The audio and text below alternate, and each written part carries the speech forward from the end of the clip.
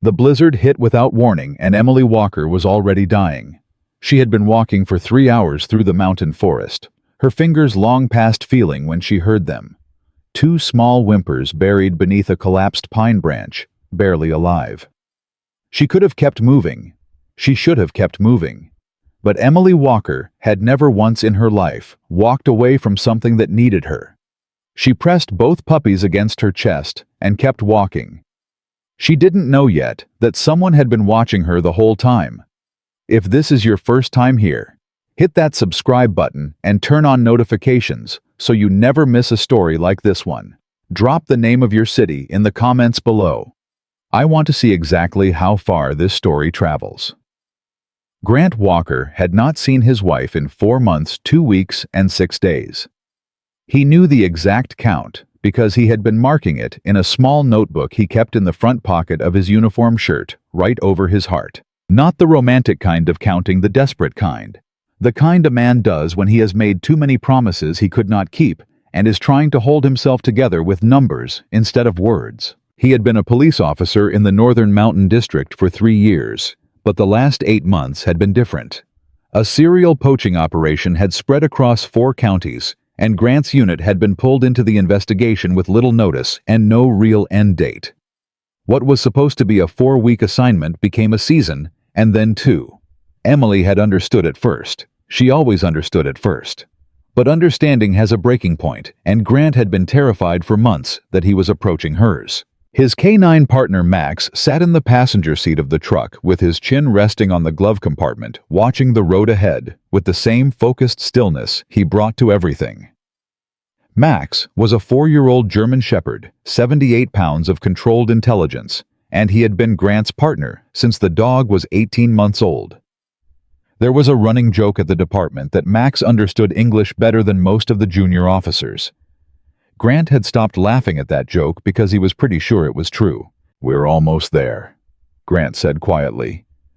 Max's left ear turned toward him without the rest of his body moving. That was Max's way of acknowledging something without making a whole production of it. The mountain road was winding and the snow was coming down hard, the kind of thick sideways snow that turns headlights useless. Grant had driven this road 100 times, knew every curve and dip. But tonight it felt different. The storm had that weight to it, that pressing silence underneath the wind that made experienced people in mountain country pay attention. He had not told Emily he was coming. That was the plan. A real surprise, the kind she deserved after 4 months of short phone calls and delayed texts. And 1 video call, where the connection cut out right in the middle of her, telling him something that seemed important.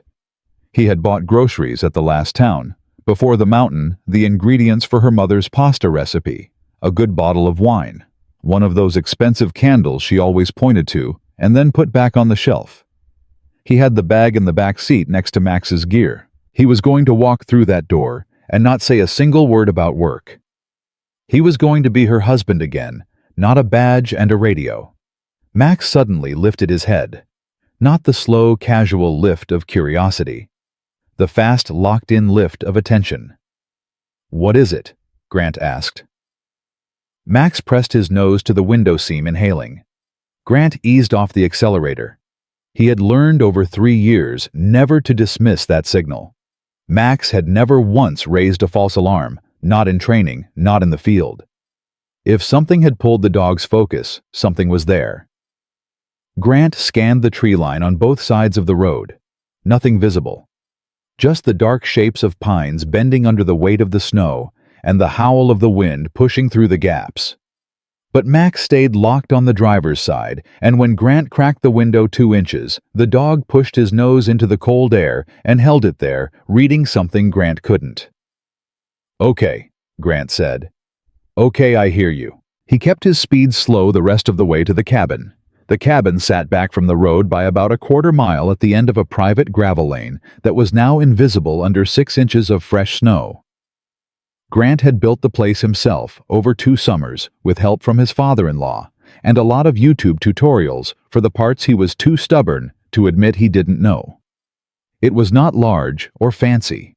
It was warm and solid, and it belonged to them, and that had always been enough. The porch light was off. Grant stopped the truck at the top of the lane and sat for a moment. Emily always left the porch light on. It was one of those small habits she had from childhood, something her own mother had done, a light burning to say someone is waiting for you. He had teased her about the electric bill exactly once, and the look she gave him ensured it never came up again. He told himself the bulb had burned out. He told himself the timer had malfunctioned. He grabbed the grocery bag and clipped Max's working lead onto his collar, which was habit. Off-duty Max wore a regular collar and could go wherever he wanted. Clipping the working lead was something Grant's hands did when his brain was flagging something he hadn't fully processed yet. He knocked on the front door. He had a key. Of course he had a key. But knocking felt right. She didn't know he was here, and he did not want to frighten her. He waited. He knocked again, louder. He called her name through the door, and his voice came back to him strange and swallowed by the snow. He used his key.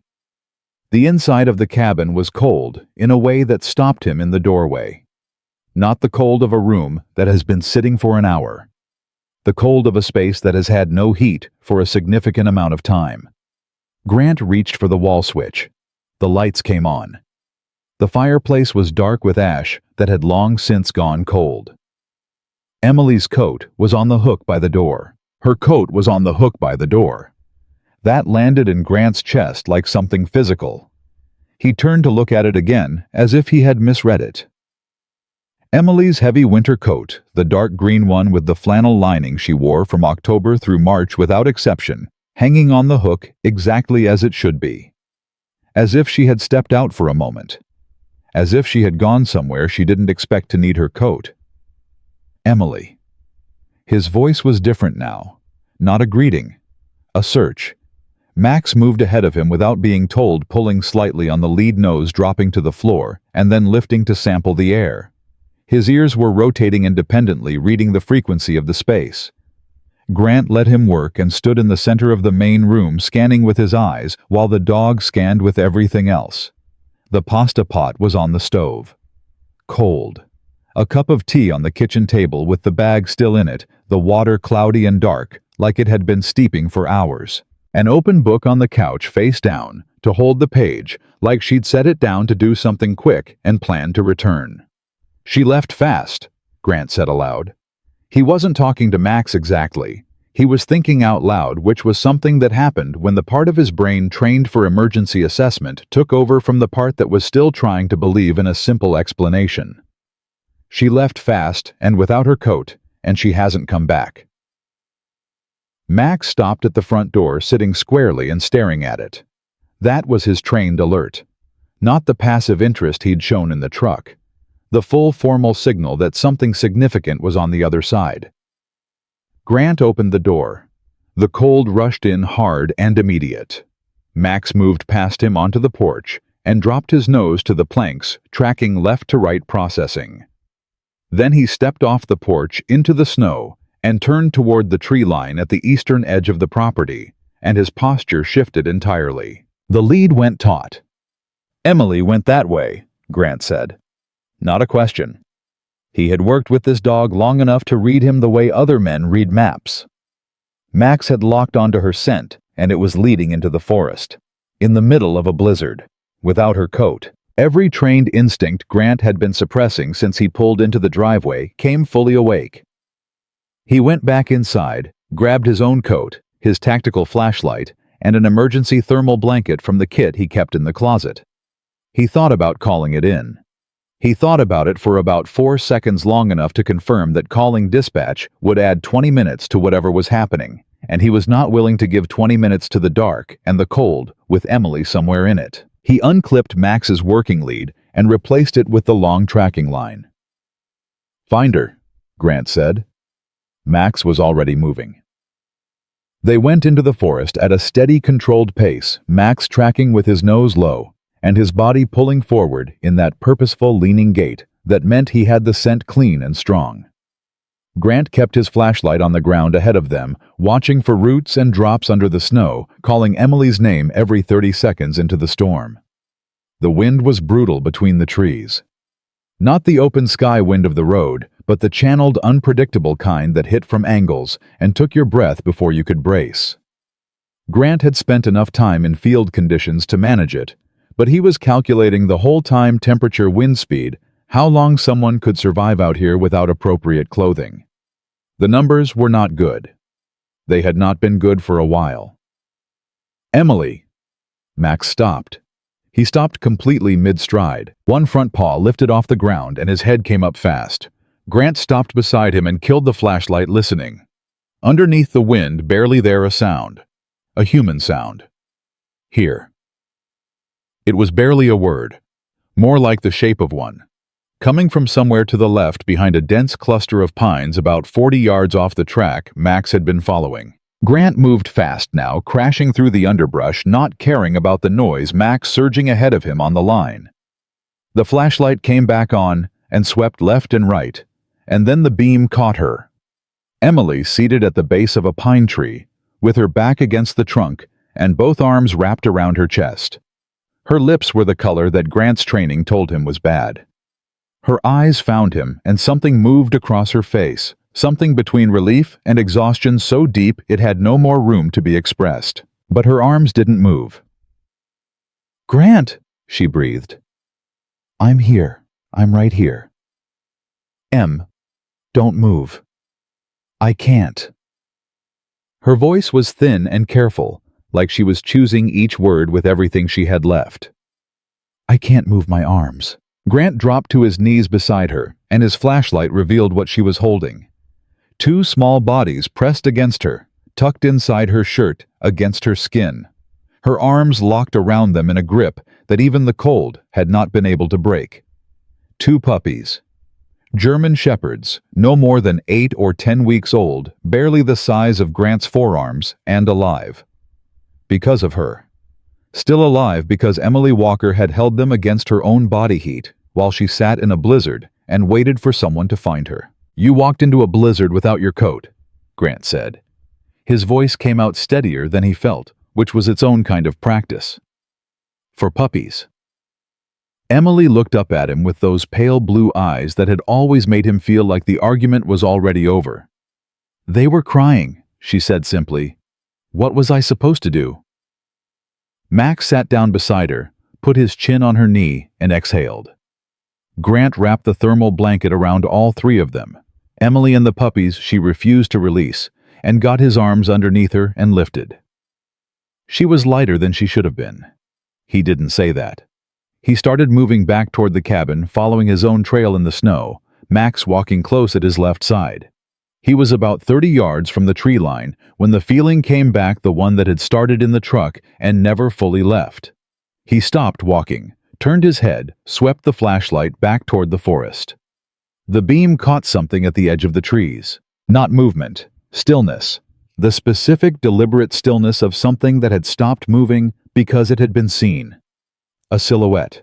Upright. Watching. By the time Grant held the light steady and looked again, it was gone. He did not tell Emily. She was barely conscious against his shoulder, her breathing shallow, and the puppies were pressed between them, making small sounds that were somewhere between distress and exhaustion. He kept moving toward the cabin, but something had locked into place behind his eyes, cold and precise and fully awake. Someone had been out there in that storm tonight, and they had been watching Emily long before Grant ever arrived. Grant got Emily inside and got the fire going in under 4 minutes.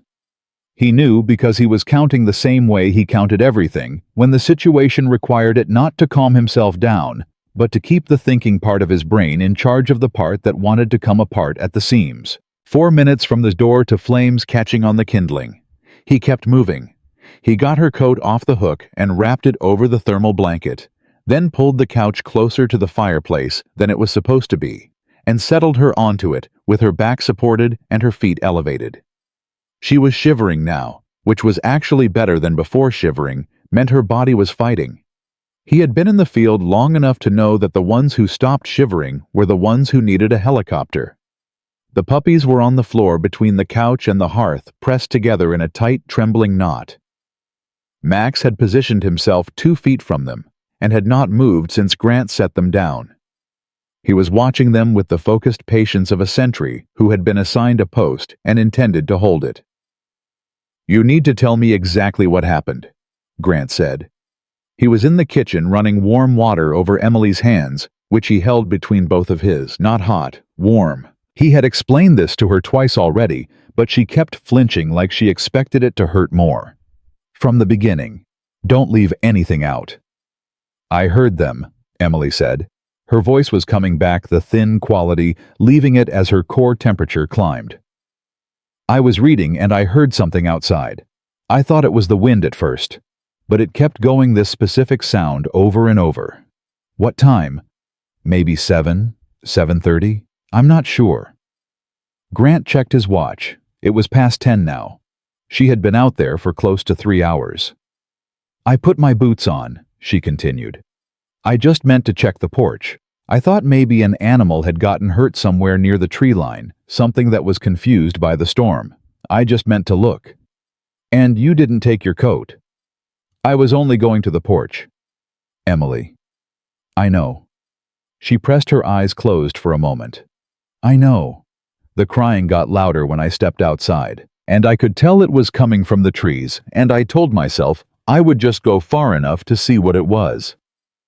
She paused. "And then I saw the box." Grant stopped moving. "What box?" "A cardboard box.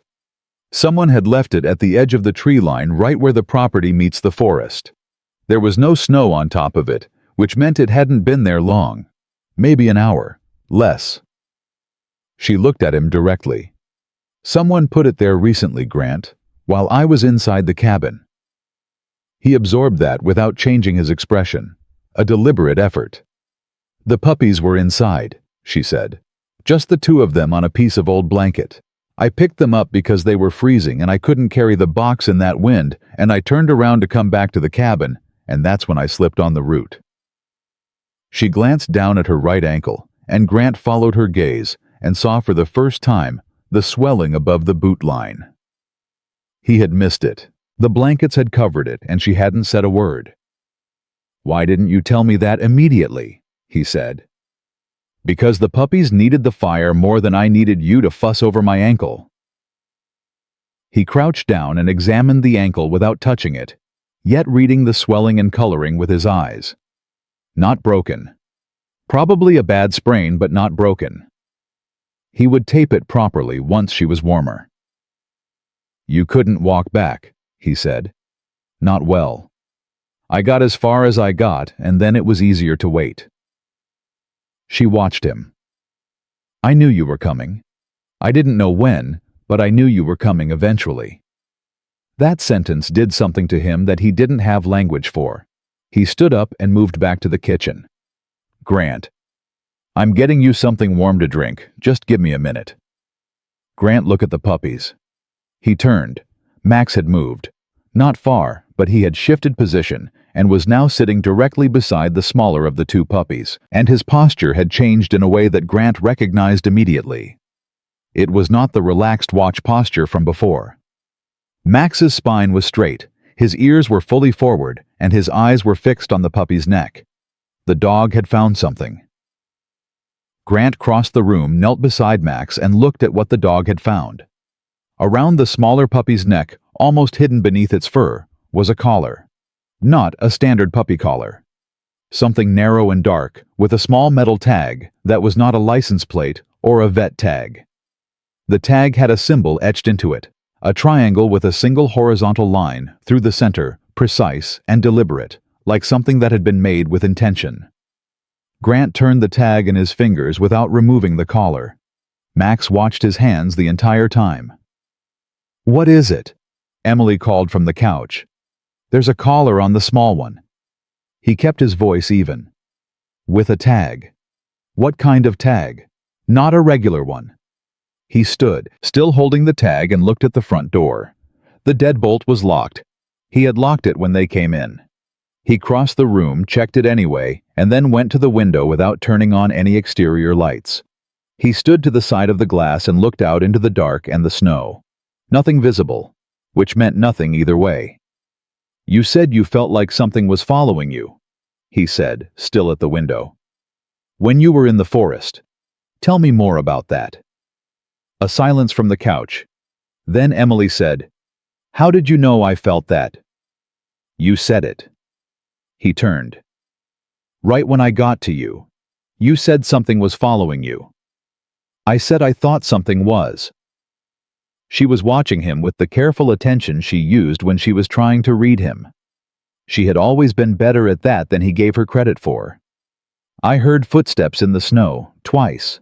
I told myself it was the wind moving branches, or maybe an animal tracking the puppy's scent. She paused. I didn't tell myself that very convincingly. The footsteps were moving parallel to you or behind you. Grant, why does that? Parallel or behind? Behind. Her voice had shifted. She had registered what the question meant. They were behind me, matching my pace. When I stopped, they stopped. He nodded once and moved away from the window.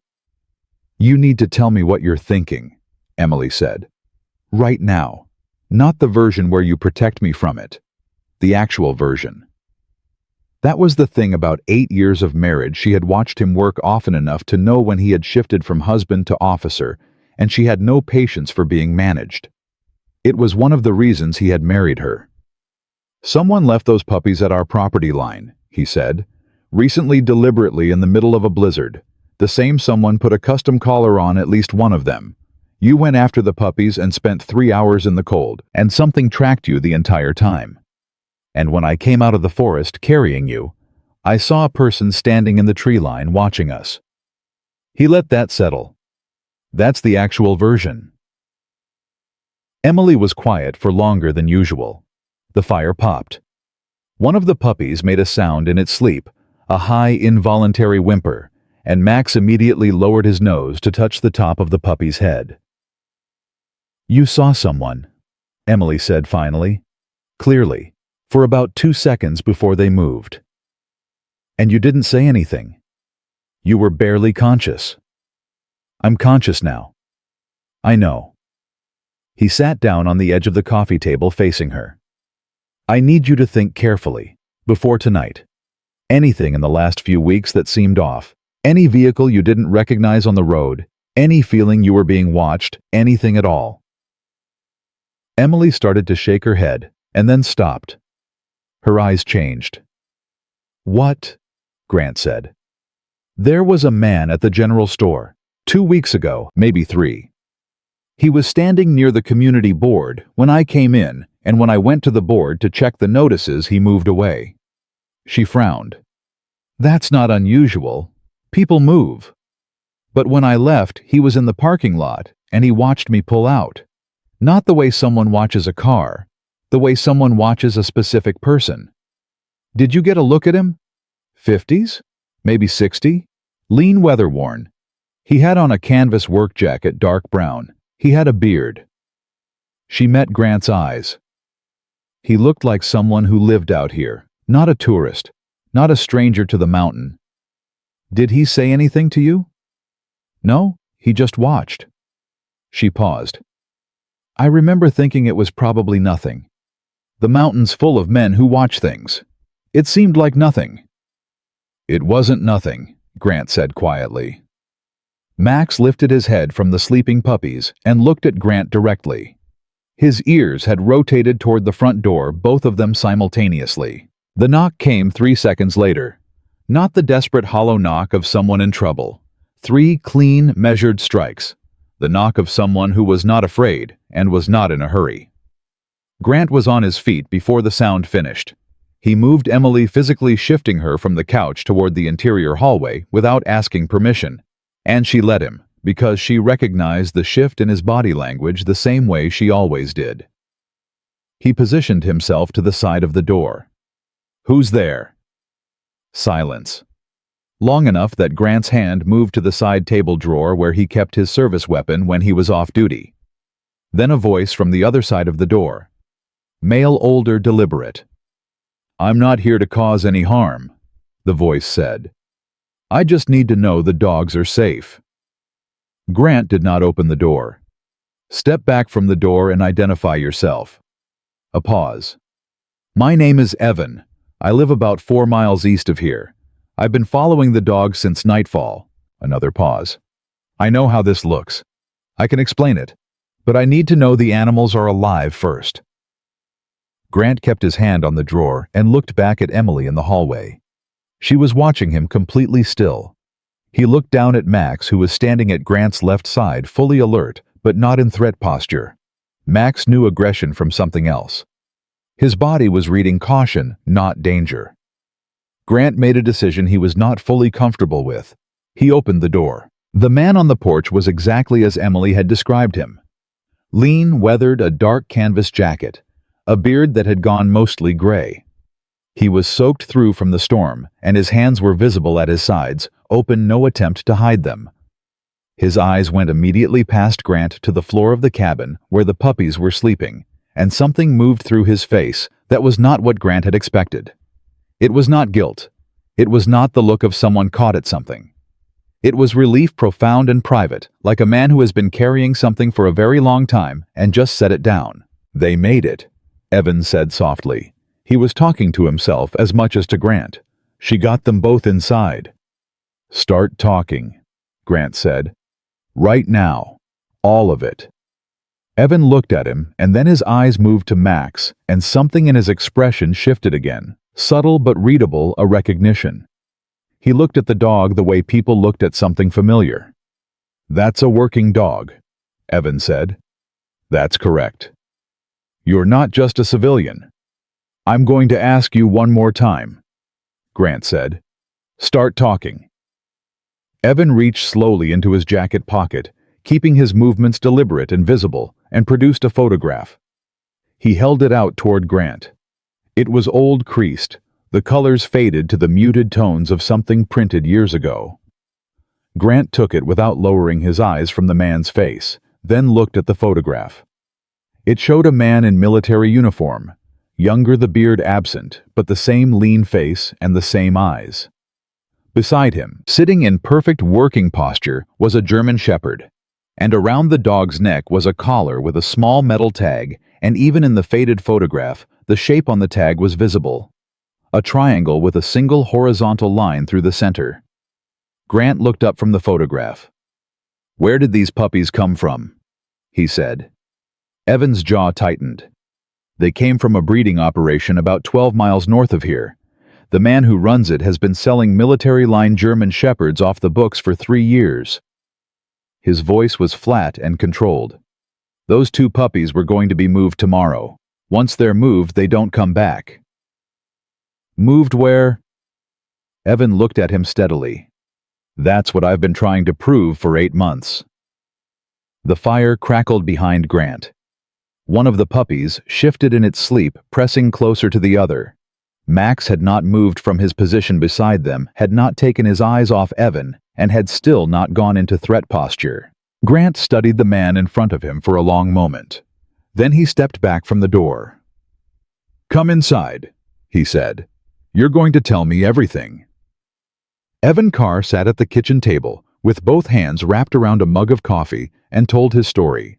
The way men who have been alone with something too long tell stories in pieces, some of them sharp, and some of them worn smooth from being turned over too many times in private. He had been a military dog handler.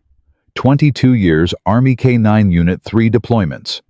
His last dog had been a German Shepherd named Recon, and when Evan separated from the service, Recon had been too old for reassignment, and the paperwork to adopt him had taken 14 months, which Evan described without elaboration, in a tone that made the 14 months sound like something that had permanently altered his understanding of institutions.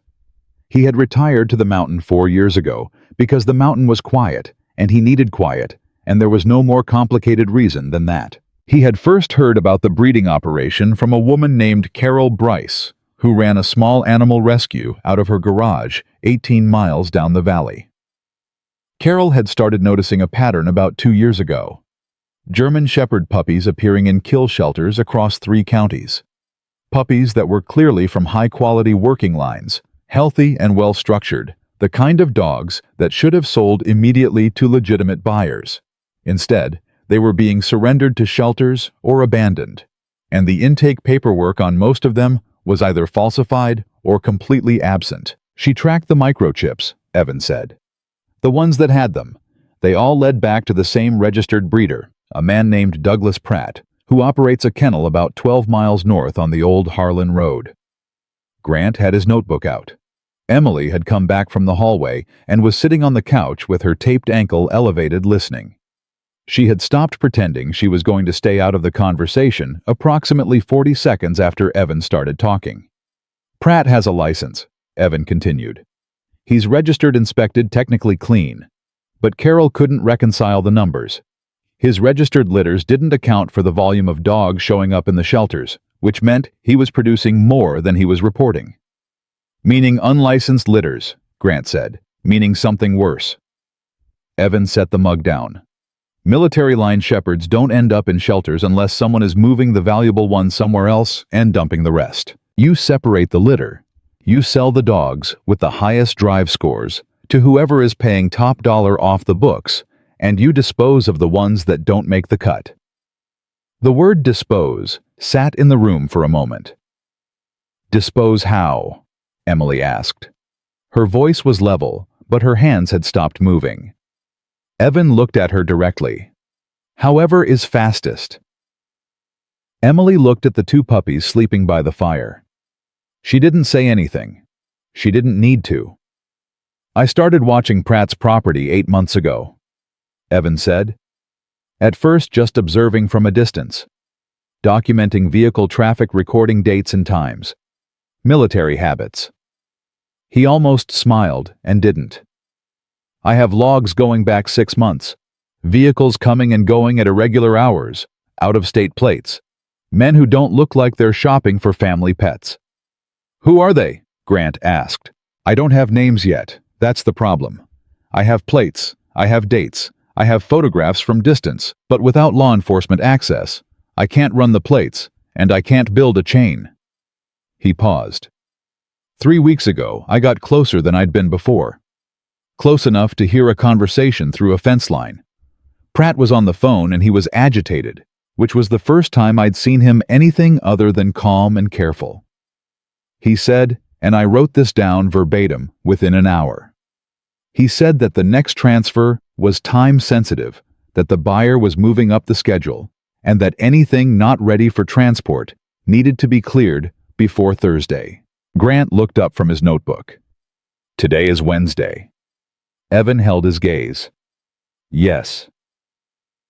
The fire was the only sound for a moment. Max had shifted from the puppies and was now sitting at Grant's right side, pressed lightly against his leg. Grant could feel the dog's warmth and solidity through his jeans, and he was grateful for it in a way he didn't examine. The collar, Grant said. The symbol. Explain that. That's mine. Evan reached into his jacket again and produced a small flat case, the kind used for business cards, and opened it on the table. Inside were 3 metal tags, identical to the one on the puppy's collar, the triangle with the horizontal line. Military symbology, my unit's identifier. I put one on every puppy I've been able to access from Pratt's operation, the ones I managed to pull before they were moved. It's a tracking system. If the dog ends up in a shelter or with a rescue, Carol checks for the tag, and I know where the animal ended up. How many dogs? Emily asked. 11, over 8 months. The 2 you have are the most recent. How did they end up at my property line? Grant asked. The question was precise, and his tone was precise, and Evan heard both. I intercepted them, Evan said. Pratt moves dogs in the early hours, uses the weather to cover transportation noise. I've learned his patterns. Last night I got to the transport point before his people did, and I took the puppies out of the vehicle while the driver was dealing with a mechanical issue in the dark. He paused. I needed to get them somewhere warm immediately. I didn't have my vehicle. I'd come on foot to avoid being heard. Your cabin was the closest occupied structure I knew of. You know this property.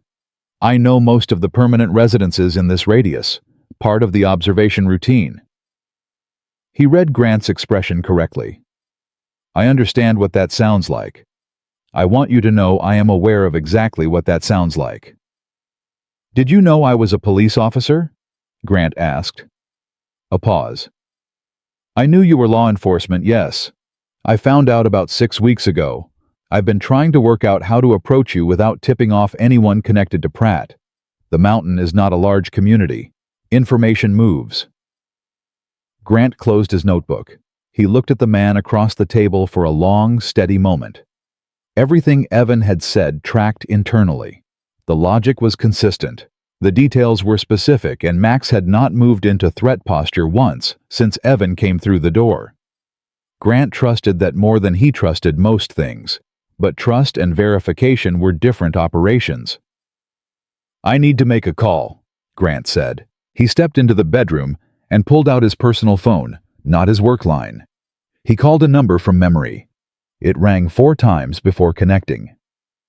It is after 11 on a Wednesday, said the voice on the other end. Carl, I need a favor, and I need it right now.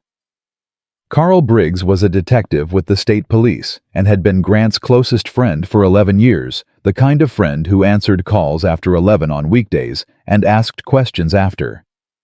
Grant gave him Douglas Pratt's name, the address on Harlan Road, and 3 of the vehicle descriptions Evan had provided. He did not explain more than necessary. Give me 15 minutes, Carl said. Grant went back to the kitchen. Emily had moved to the table and was sitting across from Evan, and they were talking in the quiet, direct way that people talk when they have decided to trust each other before the official deliberation is finished. Grant had seen Emily do this before. She read people faster than he did and had been right more often. He counted it as data. The symbol on the tag, Emily was saying. You said it's your unit identifier. Does Pratt know about it? No, Evan said. The tags are small enough that they wouldn't be noticed during a standard inspection, and Pratt isn't the type to examine every puppy closely. He has people for that. But if someone moved one of the tagged dogs and the buyer examined it carefully, then yes, they'd find it eventually. Evan's voice was flat. That's a risk I accepted. It's also a risk for the dog, Emily said. Evan didn't answer that, which was its own answer. Grant's phone buzzed. He looked at the screen.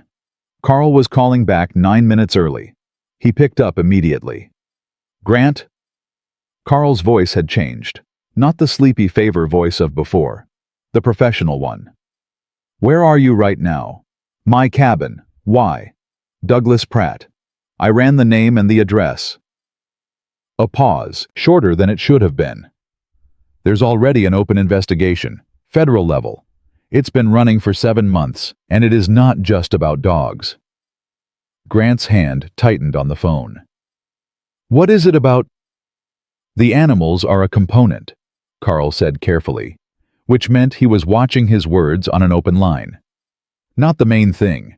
The people buying the high-value animals from Pratt, some of them have been flagged for activities that have nothing to do with dogs. The dogs are a transaction layer, a way of establishing contact and building financial relationships before moving to other arrangements. Grant turned away from the kitchen doorway so his voice wouldn't carry.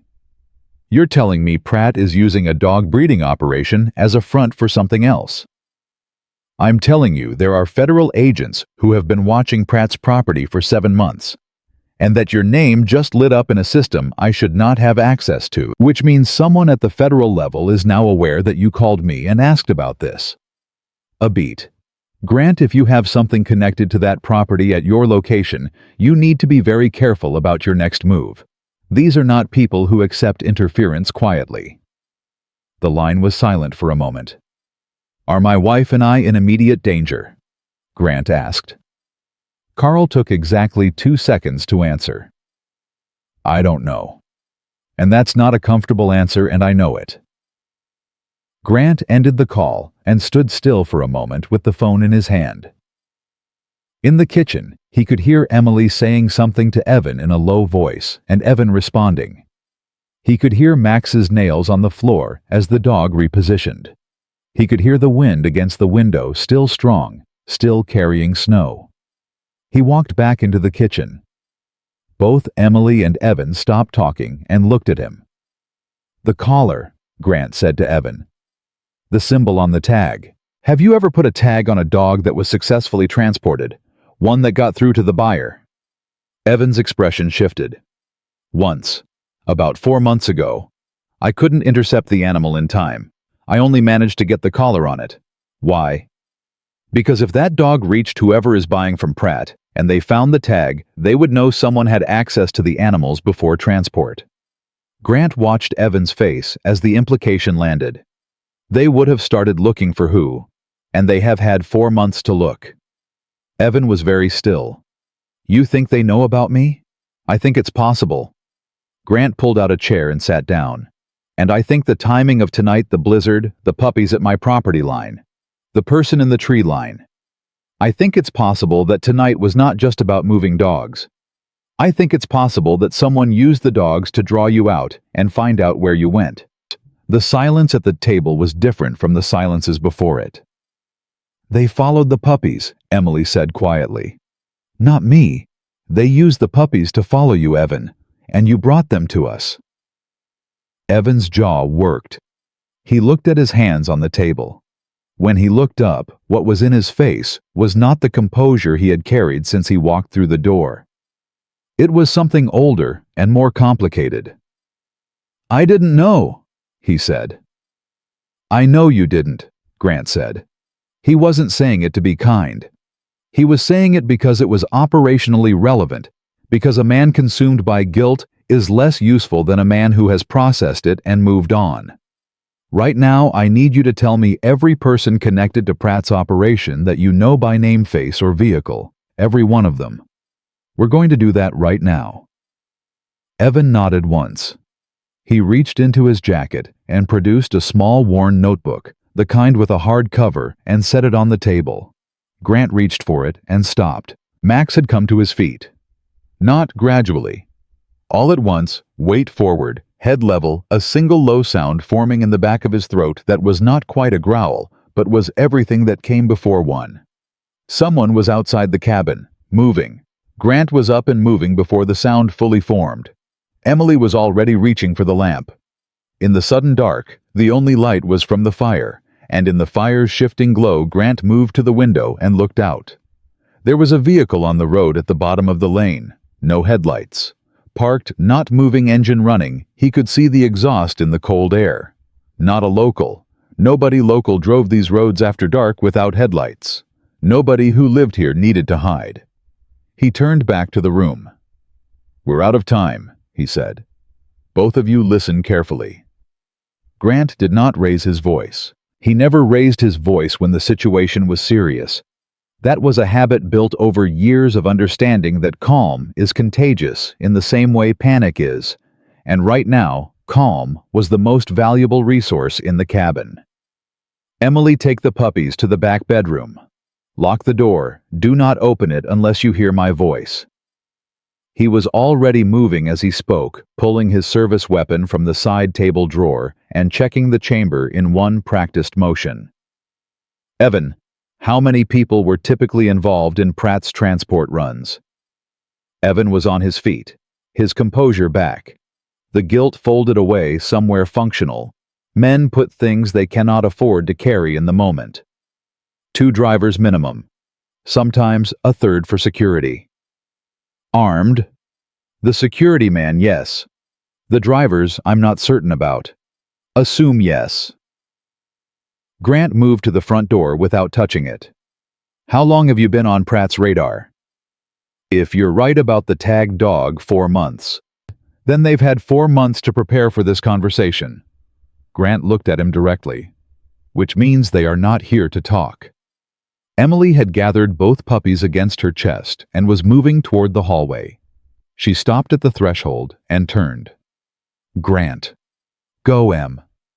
I need you to hear me say I love you before you do whatever you're about to do. He looked at her. 8 years of marriage had given him a particular fluency in her silences and her timing, and he understood that this was not sentiment deployed for effect. This was Emily Walker being honest about probability in the same clean, fearless way she did everything. I love you, he said. Lock the door. She went. Grant turned to Evan.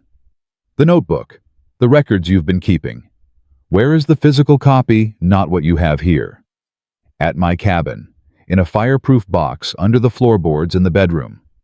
Does anyone else know it exists? Carol Bryce knows I've been documenting. She doesn't know the location. Grant filed that and moved on. He called Carl back. It connected on the second ring, which meant Carl had not gone back to sleep, which meant Carl was worried. There's a vehicle parked at the bottom of my lane, Grant said. No headlights, engine running. I have Evan Carr here. He's the source on Pratt. I need you to contact whoever is running the federal investigation and tell them that Pratt's people have located Carr and followed him to my property. Grant, if I do that, they are going to want to control the situation. They are going to want Carr and everything he has, and they are going to want it on their timeline, not yours. Carl. Vehicle. No headlights. My wife is in the back bedroom. A beat. I'll make the call. Keep your line open. Grant pocketed the phone. Max was still standing at the center of the room facing the front wall, that low pre-growl vibrating just below audible. The dog's entire body was a calibrated instrument, and right now every part of it was reading threat from the direction of the road. They're not moving yet, Grant said more to himself than Evan. They're waiting for something. Or someone, Evan said. Grant looked at him. What do you mean? Pratt doesn't move without confirmation. He's careful, it's what's kept him clean this long. If they followed me here tonight, they would have called it into Pratt before doing anything. And Pratt would want verification before authorizing whatever comes next.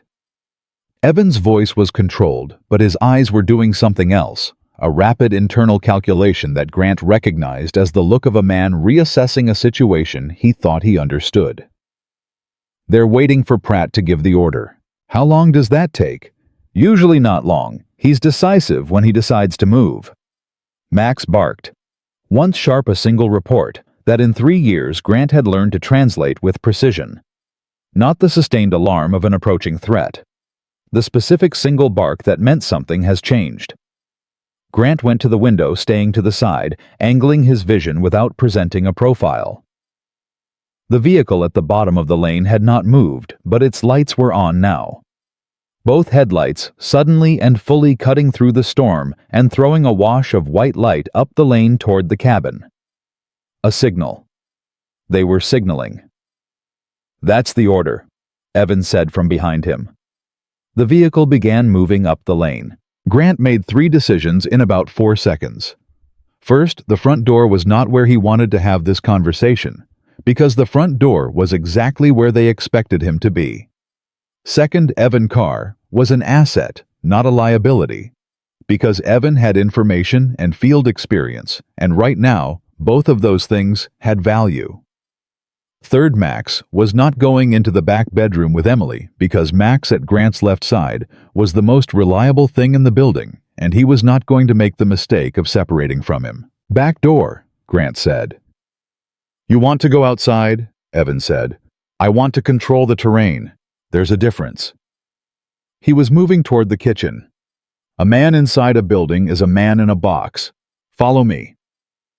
Evan followed him without further argument, which confirmed Grant's read of him, a man who could assess command and transfer allegiance to it cleanly, without ego. Military through and through. Grant went out the back door into the storm. The cold was immediate and total. He moved left along the exterior wall of the cabin, keeping his back to the structure, moving toward the corner where he would have a sight line to the front without being visible from the lane. Evan was 2 steps behind him, moving with the quiet that came from a man who had spent years in field positions. They reached the corner. Grant took 1 breath and looked around it. The vehicle had stopped about 20 yards from the front porch. 2 men had gotten out. The driver stayed with the engine running. The 2 men on foot were moving toward the front porch with the deliberate spacing of people who had done this kind of approach before, separating to cover angles, not walking side by side like civilians would. 3 total, Grant said quietly. Driver stays with the vehicle. The one on the left, Evan murmured. Canvas jacket. I've seen him twice at Pratt's property. Armed. His right hand is at his side, and his arm isn't swinging. Yes. Grant assessed. 2 armed men approaching his front door, one in a vehicle with the engine running for fast extraction. His wife in the back bedroom, with 2 puppies and a sprained ankle. An ex-military dog handler at his shoulder with no weapon. His own sidearm and 78 pounds of trained German shepherd. "Stay here," Grant said. He came around the corner and raised his voice to carry across the front of the property. "Police officer, I need both of you to stop moving and put your hands where I can see them." Both men stopped. The one on the left turned toward Grant's voice, and for a moment nothing moved except the snow and the wind. Then the man on the right took one more step toward the porch. "I said stop." Grant's voice did not change volume or register.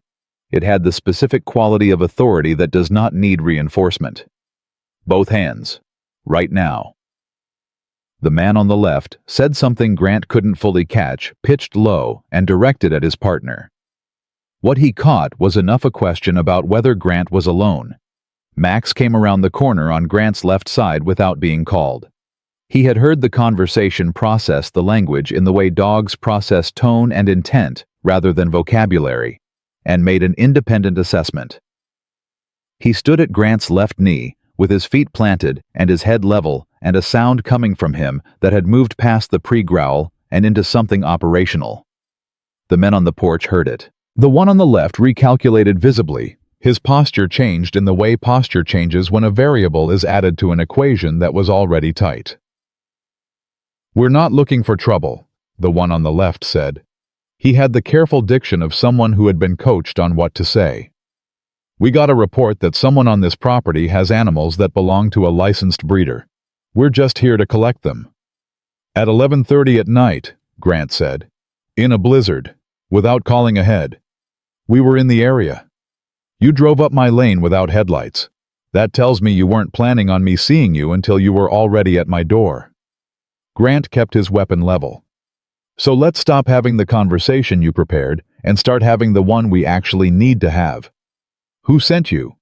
Silence. "Here's what I know," Grant continued, and he said it clearly and steadily, because he needed the man in the vehicle to hear it as much as the men on the porch. "I know Douglas Pratt's name. I know about Harlan Road. I know about the transport schedule and the off-books litters, and the buyers who aren't buying dogs. I know that a federal investigation has been active for 7 months, and I know that 2 minutes ago I called a state police detective and told him exactly where you are." He paused. "You drove up here to make a problem disappear. What you've done instead is confirm everything we suspected and put yourselves inside a law enforcement response that is already in motion. So the question is not whether tonight ends badly for your employer. Tonight already ends badly for your employer. The question is whether you personally are in a vehicle driving away from here in the next 5 minutes, or whether you are still standing in my yard when the state police arrive." The man on the left was quiet for a long time. The man on the right took a step backward. It was not agreement. It was recalculation. Grant had spent enough of his career reading the body language of people making decisions in the dark to know the difference between a man who was standing down and a man who was buying seconds. The one on the left was buying seconds. His phone buzzed in his pocket. He couldn't answer it without breaking his sight picture. He let it buzz.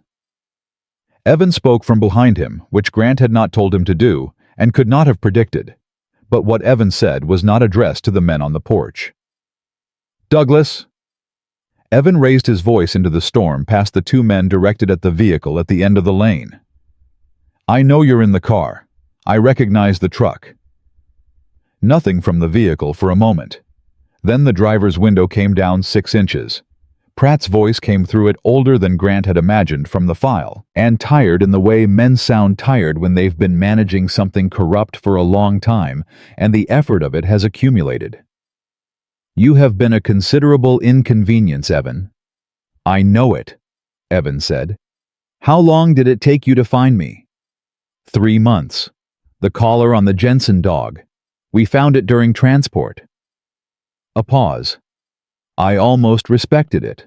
Almost." "Then you know everything I have is already in the hands of law enforcement." Evan moved up to stand beside Grant, which was either bravery or tactical instinct, and Grant decided it was both. You drove up here tonight to recover a notebook that is not here. Whatever your men were going to do to get it, that's the charge that ends everything for you. Not the dogs, not the breeding violations. What you authorized tonight is the charge that puts you away. A long silence from the vehicle. The engine was still running. The federal agents, Pratt said finally, and his voice had changed, the tired quality replaced by something more careful, have been trying to build their case for 7 months without a cooperating witness. Another pause. Is that what you're offering me, Evan? Because a man in my position tends to think about options. I'm not offering you anything, Evan said. I'm telling you the math. Grant's phone buzzed again, and then from somewhere down the mountain road, distant, but growing the sound that changed every calculation on the property, more than one vehicle moving fast, and blue light pulsing through the snow and the dark. Carl had moved faster than 15 minutes. The two men on the porch were already backing toward the lane. The one on the right broke into a walk, and the one on the left matched him, and neither of them ran, because running was an acknowledgement, and they were still pretending this was something it wasn't. The vehicle at the bottom of the lane sat for 3 more seconds. Then it began to move not up toward the cabin, back down toward the road. They were not going to make it. The blue lights were already at the base of the mountain road, and the lane had only one exit, and Pratt's truck had left it too late. Grant lowered his weapon. He became aware all at once of the cold, which he had been ignoring for the duration of the confrontation with the focused efficiency of training overriding biology. His hands were steady. Max was still at his left side, the operational tension in the dog's body beginning to ease as the threat retreated. Stay where you are, Grant said to the two men on the porch. They stopped. They had been going to stop regardless. There was nowhere left to go. He was already dialing Emily's number as the first state police cruiser turned into the lane with its lights filling the entire front of the property. She answered on the first ring. Are you okay? She said immediately. We're okay. Stay in the bedroom for about 10 more minutes. It's going to be loud out here. Grant. Her voice was steady, the way it always was when she was making a deliberate effort to be steady. The puppies are fine. I want you to know that. He exhaled slowly. I know. She held them the whole time, Emily said. I mean the small one. She climbed up onto my lap and pressed her face against my chest, and she didn't move. The whole time. He stood in the cold and the snow with state police cruisers filling his driveway and 2 men waiting to be processed 30 feet away, and Douglas Pratt's truck sitting blocked at the bottom of his lane, and he felt something loosen in his chest that had been compressed for so long he had stopped registering the pressure. 10 minutes, he said. I'll come get you. He ended the call and looked at Evan, who was watching the cruisers with his arms at his sides and his expression unreadable in the way of men who are finally at the end of something that has cost them more than they let show. 8 months, Grant said. 8 months, Evan confirmed. You could have come to me 6 weeks ago when you found out I was law enforcement. Evan was quiet for a moment. I could have. I almost did. He glanced at Grant. I wasn't sure you'd believe a retired army handler with a stack of notebooks living alone on a mountain. I believe Max, Grant said simply, and Max never went into threat posture with you once. Evan looked down at the dog who was sitting beside Grant's left boot with his work posture slowly softening into something more personal, his weight shifting toward Grant's leg in the way he did when an operation was winding down and he was ready to be a dog again instead of a weapon. He's a good one, Evan said quietly. Yeah. Grant reached down and put his hand on Max's head. He's the best one. The first officer was out of the cruiser and moving toward them, and Grant raised his badge and his voice simultaneously and began the long, necessary work of explaining everything that had happened since he drove up a mountain road in a blizzard to surprise his wife. He did not know yet that what would come next. The federal agents, the full scope of what Pratt had been operating, the specific nature of what those buyers had been building toward, would be worse than anything he had imagined when he stood at his window and watched a vehicle sitting dark at the bottom of his lane. He did not know it yet, but by morning he would. The federal agents arrived at 4 in the morning. Grant had been expecting them since Carl's second call, the one that came in just after midnight, while Grant was giving his statement to the state police officers in his own kitchen, sitting at the same table where Evan had laid out his notebook 2 hours earlier. Carl had been brief and direct, in the way he was only brief and direct when the situation had moved past the level where careful wording helped anything. 2 agents from the Organized Crime Division are driving up tonight, Carl said. They've been running the Pratt investigation from a field office 3 hours south. When my call came in, they were already in their vehicle. Grant, they are not going to be happy about how tonight went. How tonight went ended with Pratt in custody, Grant said. How tonight went also burned 7 months of a federal operation that was 6 weeks from its target arrest date. A pause. They'll be professional about it, but they will not be happy. Grant had accepted that. He was a police officer. He understood bureaucratic territory the way he understood whether something you work within, not against, and something that has its own logic, even when that logic is inconvenient. What he had not anticipated was what the agents brought with them. Their names were Reyes and Dockery. Both in their 40s, both carrying the specific brand of controlled fatigue that came from sustained undercover adjacent work, the kind of exhaustion that lived behind the eyes rather than on the face. They sat up at Grant's kitchen table with a laptop and a series of printed documents, and they were professional as Carl had promised, and they were not happy as Carl had also promised. Reyes led the interview. She was precise and economical, and she asked her questions without visible judgment, which Grant respected. Dockery took notes and watched Evan with an attention that was not hostile, but was comprehensive. Evan answered everything directly, producing his notebook when asked and walking them through the documentation with the systematic clarity of a man who had been building toward exactly this conversation for 8 months. The state police officers had processed the 2 men from the porch and were holding Pratt's driver in a cruiser outside. Pratt himself had been removed first separately, which told Grant that the federal agents had communicated specific instructions to the state police before their arrival. Pratt was being managed carefully. That meant he had value beyond the immediate charges, which meant the operation was bigger than even Evan's documentation covered. Grant waited until Reyes paused in her questioning to ask directly. "What was the actual target?" he said. "Not the dogs. What was the operation building toward?" Reyes and Dockery exchanged a look that lasted about 1 second. Grant had interviewed enough people to understand that 1 second was a decision being made. Reyes set down her pen. Pratt has been operating as a connection point for a network that uses legitimate business transactions to establish verified buyer relationships. The dogs were the first transaction. Expensive off-books conducted in private, it creates a profile of the buyer. Willingness to operate outside legal structures, financial capacity, appetite for discretion. She paused. Once the buyer profile was established through the dog transaction, Pratt referred them to the next level of the network. "What's at the next level?" Emily said. She was sitting at the far end of the table, with a blanket over her shoulders, and a cup of coffee she had made for herself without asking anyone's permission, which was consistent with everything Grant knew about her. Her ankle was taped and elevated on a chair beside her. She had been in the room for the entire interview, and no one had asked her to leave, which Grant suspected was partly because asking Emily Walker to leave a room where important things were being decided was a specific kind of effort that even federal agents occasionally declined to make. Reyes looked at Emily for a moment. Then she said, "Human trafficking, specifically the movement of individuals across state lines for purposes of forced labor and sexual exploitation." The kitchen was completely quiet. Max was lying beside the fireplace with the 2 puppies pressed against his side.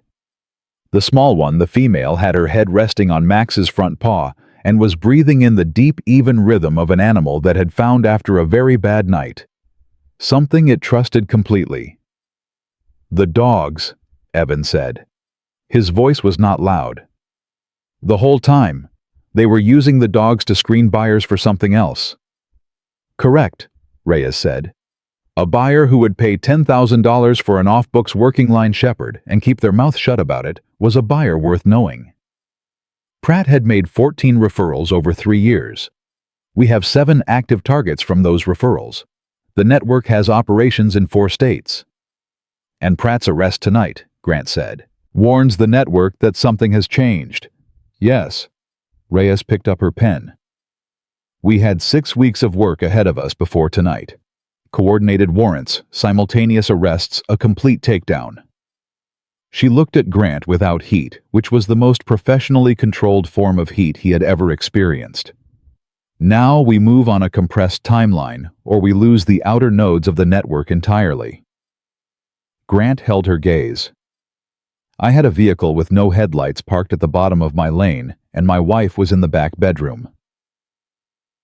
I know, Reyes said. I would have done the same thing.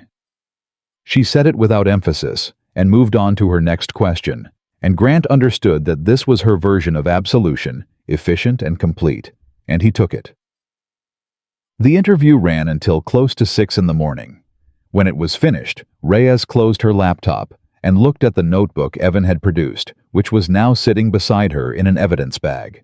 This is 8 months of documentation, she said to Evan. It was not a question. Yes.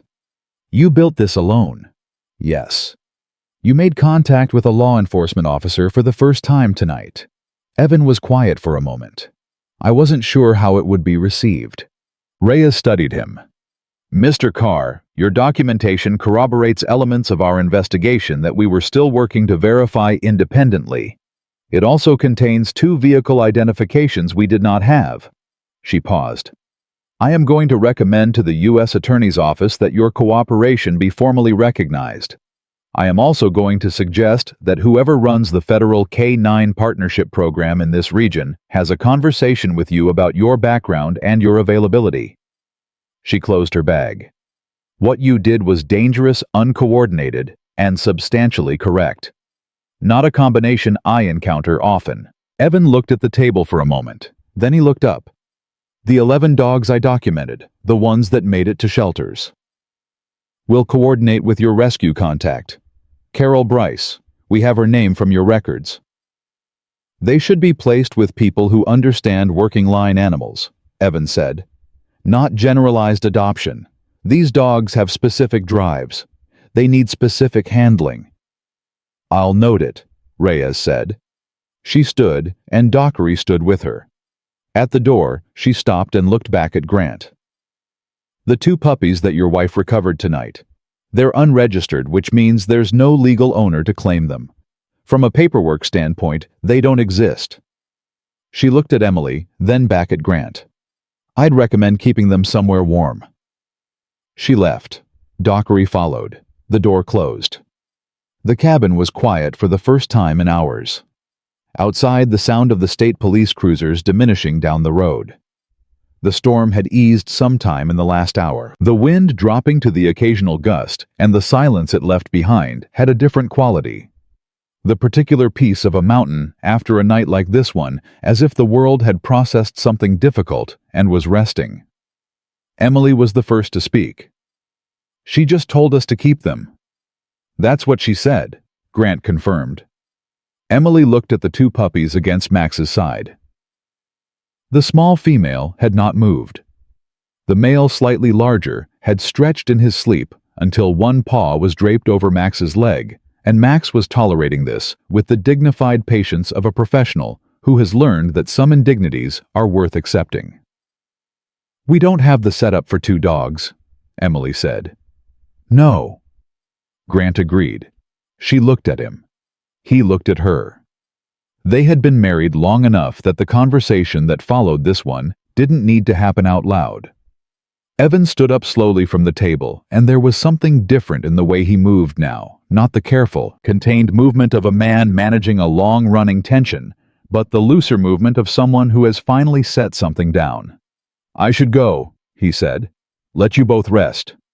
Your cabin is 4 miles in that direction, Grant said. In conditions that were a blizzard 2 hours ago. I've walked worse. Evan. Grant looked at him. Sit down. I'll make breakfast. Evan sat down. It was that simple, and it was not simple at all. Grant understood that. A man who had spent 4 years alone on a mountain with a mission to keep him company, and no one to eat breakfast with sitting down at someone else's table because they asked him to, was not a small thing. It was the first link in a chain that would take time to build and would be worth building. Grant made eggs and toast and fresh coffee, and the three of them ate at the table where federal agents had sat 2 hours before, and Max stayed by the fire with the puppies, and nobody said anything that needed to be said, which was its own kind of conversation. Halfway through breakfast, Emily said, "The female, the small one." She was looking toward the fireplace. "She needs a name." "She's your dog," Grant said. Emily looked at him. "She's not my dog, she's our dog." "Then you still need a name." Emily thought about it. Grant watched her think about it, which was one of his private pleasures. Emily, working through a problem, wore a specific expression, a slight narrowing, a stillness around the mouth that he had been watching for 8 years and intended to watch for many more. "Blizzard," Emily said. Grant considered this. "That's a big name for a small dog." "She survived a blizzard. She earned it." Evan looked at the puppy. "What about the male?" "That one's yours," Emily said. She said it the way she said things that were not negotiable. Not loudly, not with force, simply as a statement of fact that had already been decided and was now being communicated. Evan went very still. "I didn't ask. I know you didn't." Emily picked up her coffee. "You've been alone on that mountain for 4 years with a mission and no partner. The mission is finished. You need a partner." She met his eyes. "That dog needs someone who knows what he's doing. You know what you're doing." Evan looked at the male puppy who had woken up and was sitting up against Max with his ears at 2 slightly different heights, taking in the room with the focused curiosity of a young working line animal encountering a world he intended to understand completely. "Recon," Evan said quietly. Nobody asked him to explain it. Nobody needed to. Grant refilled all 3 coffees. Outside, the first gray light of morning was beginning to show the clean, clear light that follows mountain storms when the air is washed and the snow is still unbroken, and the world looks the way it must have looked before anything went wrong in it. A month later, Douglas Pratt was formally charged with 17 federal counts, including conspiracy animal cruelty violations and his role as a procurement facilitator in a trafficking network spanning 4 states. 6 of the 7 active targets identified through his buyer referral list were arrested in coordinated raids conducted by the federal task force on a Tuesday morning that made regional news and then national news, and then was discussed in a Senate hearing on trafficking infrastructure that winter. Carol Bryce's rescue organization received a federal cooperation acknowledgement and a grant that allowed her to expand from a garage operation to a legitimate facility with paid staff. She placed 9 of the 11 documented dogs from Evan's records into working homes. The remaining 2 she kept. Evan Carr was formally named a cooperating witness and received a commendation from the U.S. Attorney's Office, which he accepted without ceremony and did not display. What he did accept without hesitation was the offer from Grant's department to consult on K-9 placement and training evaluation part-time, starting in the spring. He drove down from his mountain cabin every Tuesday, and on Tuesdays he brought Recon, who was developing at a pace that made the department's lead trainer revise his initial assessment twice in the first 8 weeks. Max did not retire. He worked another 3 years alongside Grant Sharp and focused and completely himself. And if he was slightly more patient in the evenings when Blizzard pushed her way under his chin demanding attention, no one who knew Max well found that surprising. He had always been generous with the things that mattered. Emily Walker healed her ankle in 2 weeks, returned to the work she loved, and never once second-guessed, walking into a blizzard without her coat to follow the sound of something small and frightened, and in need of someone willing to come. She had known the right thing to do. She had done it. Everything that came from that, the arrests, the network dismantled, the lives that would never now be destroyed by what Pratt had been building, began with a woman who heard something crying in the dark and refused to walk away. Grant thought about that sometimes late at night, when the cabin was quiet and the fire was low, and Blizzard was pressed against Emily's side on the couch with her chin on Emily's knee, breathing slowly, dreaming whatever dogs dream when they are finally completely safe. Some of the most important things that ever happen begin with someone deciding that what they heard in the dark was worth walking toward. Emily Walker had always known that. Now the world knew it too.